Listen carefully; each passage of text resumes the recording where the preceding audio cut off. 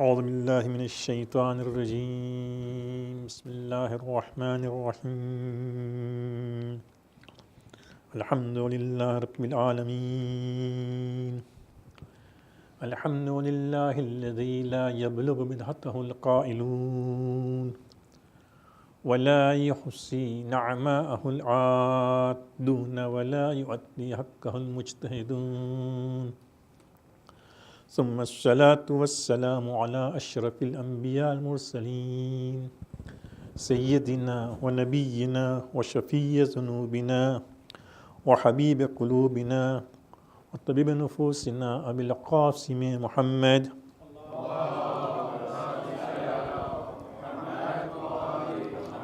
وعلى أهل بيته الطيبين الطاهرين المعصومين المظلومين ولعنة الله على أعدائهم أجمعين من ليلة هذه إلى قيام يوم الدين أما بعد فقد كان الله تبارك وتعالى وهو أصدق القائلين بسم الله الرحمن الرحيم كلما دخل عليها زكريا المحراب وجدها عندها رزقا قال يا مريم أن هذا لك قالت هو من عند الله إن الله يرزق من يشاء بغير حساب آمنا بالله صدق الله العلي العظيم صلوات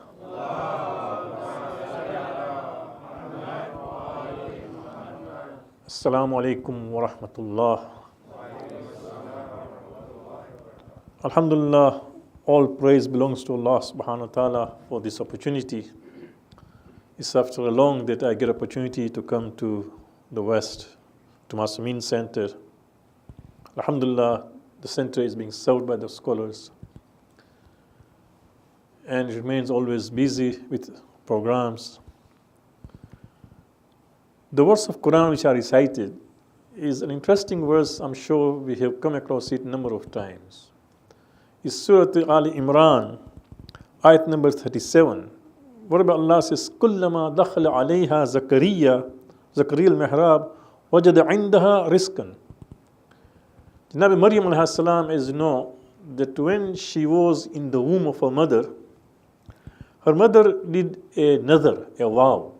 She said that, no, when this child is going to be born, I would just give her in the service of the church, of synagogue, no. She will just spend her life just serving that holy place. But when the child was born, it was a girl. Maybe the mother thought the boy is going to be born. So because of that, she did this nazar. But then the girl was born, right? But because there was a nazar, she had done a vow to Allah subhanahu wa ta'ala that I'm going to just give my daughter, for the service of the community, for this holy place. Then of course she decided to continue with her vow, right? She must have talked to the elders and she said, yes, you have to continue. So what they did is that in order that her to stay in the mihrab and continue serving that holy place, they had to appoint a guardian over her because she was a girl, right? And they appointed Janab Zakaria as a guardian. There was a just lot, everybody's name was put there and his name come up and he became a guardian, right? So at that time, one of those times, as he was a guardian, there was a place she was just always staying. Mihrab is a secluded place where she was there. And he would just occasionally go and just see everything is okay with Maryam, because he was a guardian, right? So he says, كُلَّمَا دَخَلَ عَلَيْهَا زَكَرِيَّا الْمِحْرَابِ وَجَدَ عِنْدَهَا رِزْقًا. What Zakaria found that every time he would enter this mihrab, this secluded place where Maryam was living, he would find rizq there, sustenance, fruits and everything. قال يا مريم أن لك هذا. Where did you get this thing from? Because I'm your guardian. Nobody is supposed to enter this room other than myself and only you. Where did you get it? I did not bring this thing for you, right? So he was surprised, Janab Zakaria, that how did this happen? قالت هو من عند الله. She says, this is from Allah subhanahu wa ta'ala. إن الله يرزق من يشاء بغير حساب. Allah in fact gives sustenance to whomsoever he wishes and without any reckoning, right? When Allah wants to give, then there is no limit with him, right?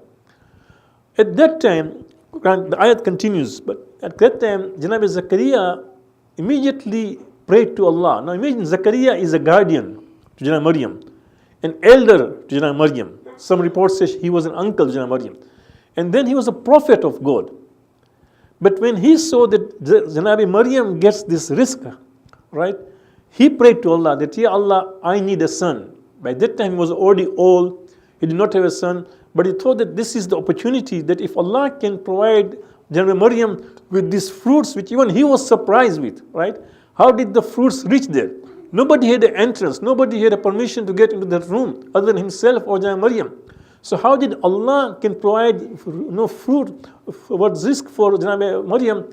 He prayed that, Ya Allah, you grant me a son. And of course, immediately his dua was accepted, and Jibreel came and said, Oh Zakaria, Allah would like to give you glad tidings that your wife is going to get a son, and whose name is Yahya. So you can imagine, the important thing here is that sometimes in your life, when you find somebody is doing well in his business, in his profession, right? Whatever good they are doing, you see that they are doing. Don't envy it, especially a Muslim and a Mu'min. Don't envy it. Don't have hasad. If that Allah who has given that person a success, He can also give you, right? So ask Allah at that particular time. Whenever we find the situation, don't allow shaitan to even bring a slightest, even an atom of envy or jealousy. No. Ya Allah, if this person whom I know, he's younger than me, maybe I'm more clever, maybe I'm more experienced, maybe all those things for us we know, right? Whatever it may be, but you have given him or her more, right, than me. Ya Allah, you can also give me. And in fact, pray, sometimes even I would say add, that in fact pray that even they get more, right? Because the mu'min, Allah has given, Ya Allah give more, because when a mu'min gets more, in most probably what? He would donate, he would give more homes, it would be he would take care of his family, right? He will have a good standard of living. Why? Nothing wrong. Ya Allah, give him even more, but also give me because I'm in need. So you can see Zakaria asked that time. But our discussion here is that she says, Inna Allaha yarzuku man yasha'u bighayri hisab. Beautiful ayat, no? If you just think about it, Allah subhanahu wa ta'ala gives rizq to whomsoever he wishes, bighayri hisab. There is no reckoning, there is no limit to it, right? In 1990s, before the fall of Saddam Maloon, I was blessed to go to Iraq for ziyarat, a number of times. In one of the trips, there was a lady who had come from America, and as we were visiting Ayatollah Ali Sayyid Hussein Sistani, may Allah give him long life, that he continues to guide us. As we were visiting him, she said to me, ask Agha that he prescribes for me a special dua. What? She says that my husband, he cannot keep his job. He gets a job after long, he gets a job, but after a few months, after a few years, he would lose it. Then another job, and third job, right? He cannot keep. So if he can prescribe some special dua for the rizq. Now you know what Agha said, interestingly. I still remember, although this is 90s, but I still very clearly remember his words. He says, just tell her that the duas found in Mafatihul Jinan regarding rizq are enough. That are sufficient. She doesn't need something more. We always, for example, want something new. We never value what is with us, right? So he said, what is found in Mafatihul Jinan is enough, right? So let us share with you some of the dua which are found in Mafatihul Jinan, which perhaps we do recite, but don't realize how powerful these duas are. Because Agha said, and this Mafatihul Jinan, by the way, you'll find every Shia house has this book. Those who are not aware, latest, they have published the very good translation, good standard translation, professional, by Sayyid Ali Kuli Karai, who translated Quran into 2003. I think it is found in every perhaps masajid. He has now come up with a translation of Mafatihul Jinan in two parts. The first part is dua and everything. The second part about ziyarat. In translation, transliteration, and also Arabic text, right? Recently, when I communicated to him, he said now he's going to publish just translation and Arabic text, which makes sense, because if you can read Arabic, you don't need transliteration, right? So if there is translation Arabic, then it becomes too bulky. But you can get this online, on Amazon. You can order this thing. because it's such a bulky that if you just were to post that book, it will cost you $30. So, for example, with postage, it will just cost you $40, $45. It's a very good collection and a worth investment, right? So this Mafatul Jinan has been compiled by Shaykh Abbas al-Qumi. This is a great scholar, Shaykh Abbas Qumi. He has just compiled these du'as. He has not written these du'as. He has not authored these du'as. The du'as are from Masumin. But this person was so sincere. The very fact that you find there are so many books of du'as, so many, right? In Arabic, those who read Arabic, there are many, hundreds of books of dua, right? But you can see Mafatul Jinan in every masjid, in every Imam Barga, in every Shia house. Why? Because this person was so sincere. One of the books, Anecdotes of Pious, Anecdotes of Reflection, I read a story regarding Shaykh Abbas Qumi that one day he was with his father and they used to go and recite namaz in the local masjid near their home. In Iran, there are so many masajid in Qum, so but they would just go there. So his father, Muhammad Razak Karbalai, that was his father's name, he also would go with, together they would go to this masjid. And what his father noticed that there was a sheikh who used to lead the namaz there. Before namaz, he would give some masala, and then of course also read some passages from a book, Manazil Akhirah. So he would read that and it would interest so many audience, people will come even early because of that. It was so interesting.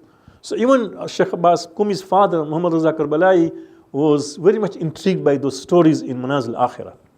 So one day he told his son, Shaykh Abbas, because by that time he was already Shaykh, he was already scholar, he said, Shaykh Abbas, why don't you author a book like what the Shaykh Abdul Razak is reading? This Shaykh Abdul Razak is reading from a book Manazil Akhirah, which is so interesting. You can see many people are attending his gathering. Why don't you come up with something similar?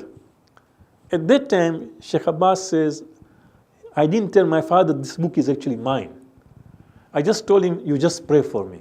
You can imagine his sincerity. His father, not anybody else, he could have easily told his father that this book which you are praising and this sheikh which he's using is actually my book. I have compiled it, right? Even today, if you go online, alislam.org, just write Manazil Akhirah, right? It's still available in English, in Urdu, in Arabic, in Farsi, right? Manazil Akhirah, a very beautiful book which talks about all the stations in hereafter. That means when a person dies, the first station is Barzakh, the Qabr, then Barzakh, and all those stations, Manazil Akhirah. That means different stations in the hereafter, right? Beautiful book. So you can see how sincere this person was, right? And his cover, by the way, many people, mashallah, nowadays go to Iraq. If you go to Najaf for ziyarat, may Allah give us tawfiq that we go there, inshallah. In the courtyard of Najaf, there is the grave of Shaykh Abbas Qumi. Just ask people that where is it there. You'll find many Iranis go there. It is enclosed, so you have to go there, make sure, and try to attend there. It's very important. Such a great scholar, try to go and recite Surah Al-Fatiha because his ihsan is there on the community, right? Every house you just go, for example, even look at here. Just go and look at our bookshelves. You'll find how many Mafatul Jinan are there. In every Shia house. I remember in 90s when I went to Iraq, at that time, Mafatul Jinan was banned in Iraq during Saddam's time. So I had taken my Mafatul Jinan, but I had covered. The cover page was covered, and then I had all the places where the name could be spelled. I just had covered it, right? So I could not know. So when I was in the market, at that time, I was holding a book. So that person is telling me, which book you have? And I knew that he was a Shia because I had gone to buy more in Tasbih. So I told him, this is Mafatul Jinan. You know what he tells me? You'll be surprised. He says, please, when you go home, leave this book here. And take anything from this shop, what you want. Because at that time, it was banned during Saddam's time, right? So you can imagine how important this book is. And we do go for ziyarat all the time, mashallah. Make a point to go and visit this sheikh. No. So today we'll discuss about this rizq, right? That as Janab Maryam says in Quran Kautsar, Inna Allah yarzuqu man yasha'u bi ghayri hisab. Allah gives sustenance to whomsoever he wishes without any limit, right? There was somebody by the name of Hamad bin Isa. Hamad bin Isa once came to Abu Hassan Musa ibn Jafar salawatullahi wa salamu alayhi.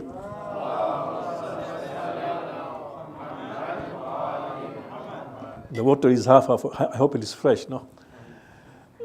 He came to the seventh Imam and he said that, Ibn Rasulullah, please pray for me that I can go to Hajj every year. And may Allah grant me a son. Subhanallah. He goes to the Imam and Imam says to him that you will go to Hajj for so many years. He mentions some years. He doesn't say, but some years, right? He says you'll go and inshallah your wife will give birth to a son. So his dua was accepted, and then he used to go Hajj every year. He said, in fact, because Imam had said that I'll go, for example, certain years, there was a time that the time of Hajj would come and I would not find that I got enough money. You know, the time of Hajj is approaching, for example, maybe Shawwal has come, Zilqad, I still don't have enough money. But since Imam had said that I'll go to Hajj, I knew that something will happen. And just before Hajj time, I would have enough money to go to Hajj. He said, I continued. Until that time that I completed all the Hajj Imam had mentioned. For example, Imam said, you'll go for 30 Hajj. I completed 30 years. He said, in the 31st year, I still had some money. The month of Shawwal came, Zilqad came, I still had money. And I thought, why should I not go? But Imam has told me that I'm going to go for only 30 years. So as I prepared to go, everything, I went until I reached Jaffa. He reached Jaffa and there was floods there. So as he went there to do ghusl and there were floods, he actually got drowned there. And that's why this Hamad bin Isa is also nicknamed as Gharik al-Jaffa. That means the one who was drowned in Jaffa. So you can imagine, subhanallah, our Imams, right? That they could pray for somebody and exactly number of years Imam knew that how many years he will go. And then the next year he could not complete that. He just went to Jaffa just to Miqat to go and wear the ihram and he got drowned there, right? So this is it, that there are du'as. But see the dua, what he says to Imam. This is interesting because sometimes we people don't want to, so often we are told certain things, we still want to follow the old ways. He says, Qultu li Abil Hassan Musa ibn Ja'far. He says, I talked to Abul Hassan, the Musa ibn Ja'far, that means the seventh Imam, Ju'iltu fidaka, may my life be sacrificed for you. Udullaha an yazukani waladan wala yahrimni al-hajj. No, ma dumtu hayyan. He says, please pray to Allah. Udullaha an yarzukani waladan. Pray to Allah that may Allah grant me a son. Wala yahrimni al-hajj ma dumtu hayyan. And Allah should not deprive me of Hajj as long as I am living. Do you see? He doesn't say, oh Imam, give me. He doesn't say, Imam, you give me a son. No. He says, oh Imam, pray to Allah. Do you see this thing? When we go to Karbala, when we go to Najaf, when we go to Mashhad, when we go to anywhere, make sure that we pray to Allah for the sake of Imam Hussein, for the sake of Imam Ali, for the sake of Imam Rida, right? But don't say to Imam, oh Imam, give me. Because we say every day namaz, Iyaka na'budu wa iyaka nasta'in. To you alone we ask for worship and to you alone we ask for help, right? So Iyaka na'budu, to you alone we worship. So keep this in mind that even in our du'as, sometimes people sometimes also standing in front of the alam, they say, oh Abbas, give me. Oh Allah, give me for the sake of the Abbas al-Sam. Because Abbas was a great person. He was loyal to Imam Hussein, who did not at all, for a moment also, did not think disobeying his master, right? That was his greatness, right? So that is his greatness, and every time we talk Abbas, remember about Wafadari. So keep this in mind, that this is what he said, right? So subhanallah. So as I told you that Agha was asked this question, that, oh Agha, prescribe for me a dua that my husband can keep her work, right? And Agha said that duas for Mafatul Jinnah are enough. What are those duas? There are many duas, but we'll just share with you one or two duas, right? Because we have to maintain the time. In the Nafila, in the Taqimat of Fajr, if you open Mafatul Jinnah, the first few pages are the surahs. No, Surah Yasin, Surah Mulk, Surah Falak, Nas, all the surahs are Surah Al-Jumu'ah, right? Then comes Taqibatul Mushtarika. That means those du'as which are to be recited after any namaz, Mushtarika, common. You know, those taqibat. Taqibat means whatever you recite after namaz, right? For example, Istighfar, Tasbiyat Arba, Tasbiyat Zahra, and all the du'as we recite, this is known as Taqibatul Salat. So there is Taqibatul Mushtarika. Then there is Taqibatul Dhuhr, Taqibatul Asr, Taqibatul Maghrib, Takibatul Isha and Takibatul Fajr, right? He starts with Zuhr, then Asr, then Maghrib, then Isha, then Fajr. Why did he not start with Fajr?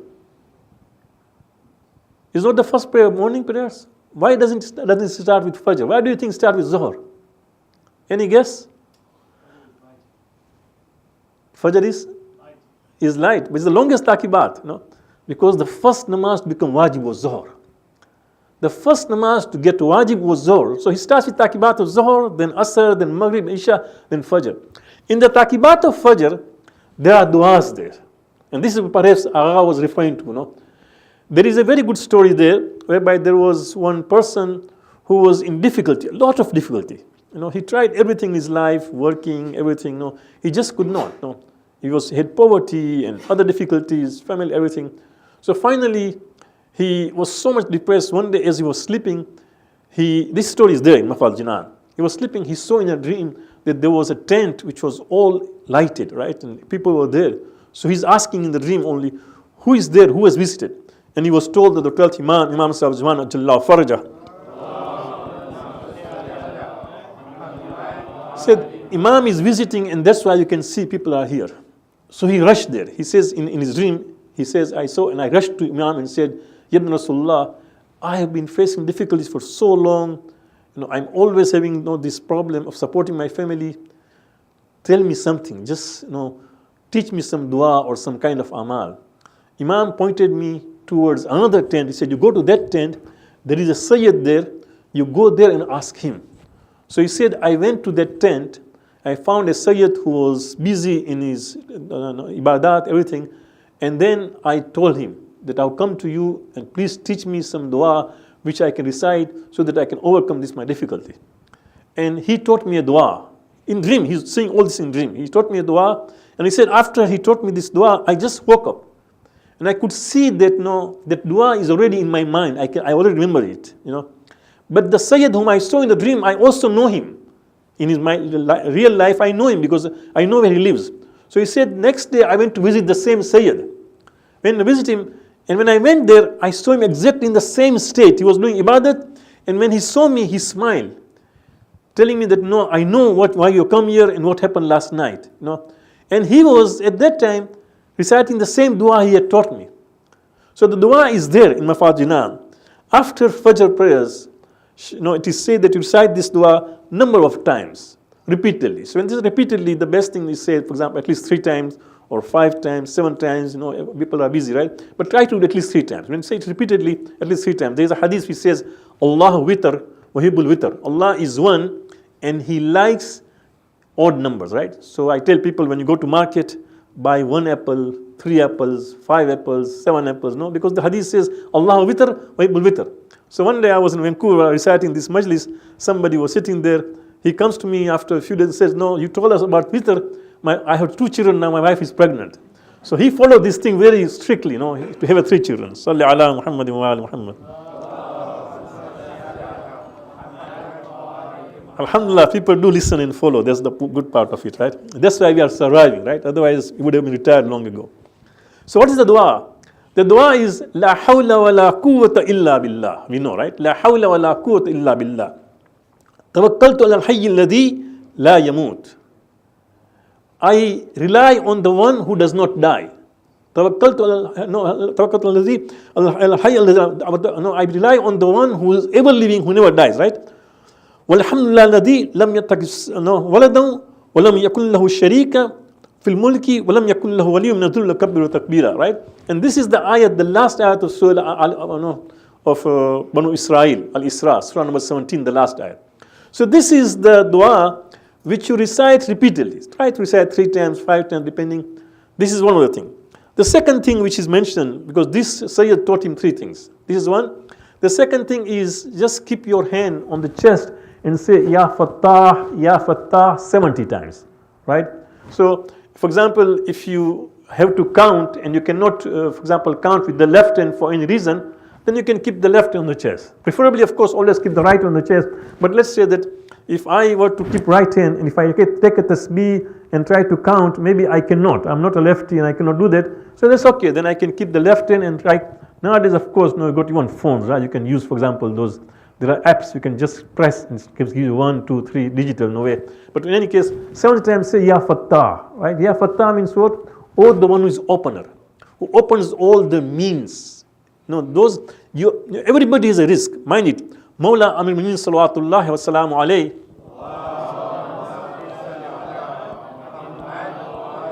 has a beautiful hadith. He says, Rizqu rizqan, talibun wa matlub, right? Risk are two kind of risk.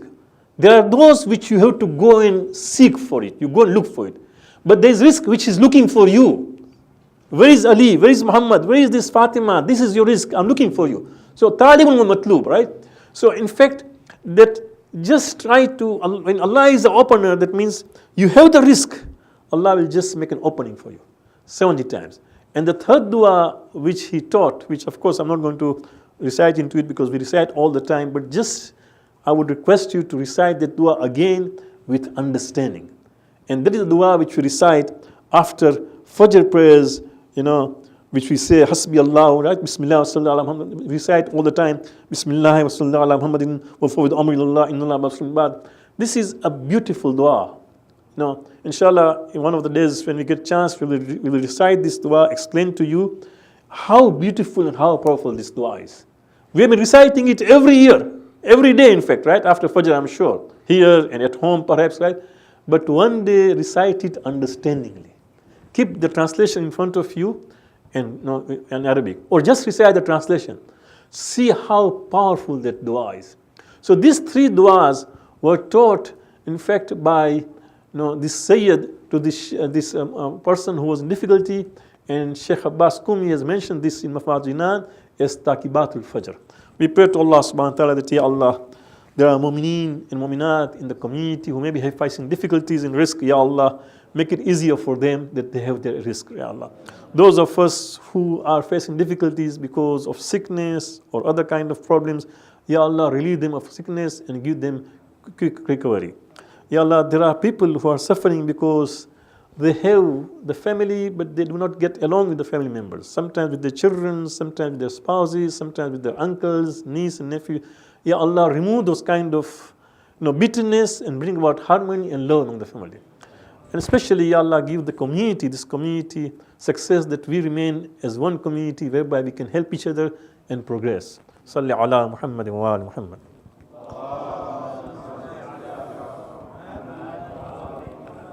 It is our dastur on Shab-e Jummah. I remember one of the events of Karbala. During my presentation, I mentioned Abbas in going as Abbas as somebody who was wafadar, right? See how great this person was, right? That is why we are proud of him. That is why we have his alam, right? That is Abbas. On the day of Ashura, what happened? The enemy, they came in big number and just attacked. They came in big number and started the attack against the army of Imam Hussain Islam. Because of that attack, when it came, within the first attack, when they came in huge number, 50 companions of Imam Hussain were killed. Within that first attack, huge, 50 of them, right? Because of that killing of 50, there was so much, the children, the women, they were so much scared. They thought that if they can come and just wipe us like this, what will happen, right? And because of that, of course, Imam Hussain sent a message and said, let us fight 1-to-1. And that was agreed, right?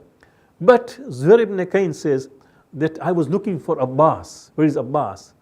And as I was looking for him, I saw that one kaniz, one maid tells me that Abbas is in this, khayma, in this tent. So I went there, and as I went there, I tried to wait for him, and when it took long, I said, why don't you call him to come out? And he said that I saw that every time he used to come out, the children and the women would just try to embrace her, and they said that Abbas, don't leave us. Because as long as you are living, we at least have that kind of security, and we realize that there is a Sahara, somebody is there who will take care of us. And that is exactly on the day of Ashura, when the time came as Abbas al-Islam went and gave his life, right? When he came, when he called us, Imam Abbas al-Islam, called Imam Hussain, Assalamu alayka ya Aba Abdullah, Assalamu alayka ya Akha. At that time, Imam Hussain said that, oh Abbas, a time has come that today, you have just gone. Now today the enemy is going to sleep in peace, but the children And the women will not be able to sleep in peace because of your going. Allah welcomes zalimina, inna lillahi wa inna ilayhi raji'un. رحم الله من عاد الفاتحة. أعوذ بالله من الشيطان الرجيم. بسم الله الرحمن الرحيم. الحمد لله رب العالمين الرحمن الرحيم مالك يوم الدين إياك نعبد وإياك نستعين اهدنا الصراط المستقيم صراط الذين أنعمت عليهم غير المغضوب عليهم ولا الضالين.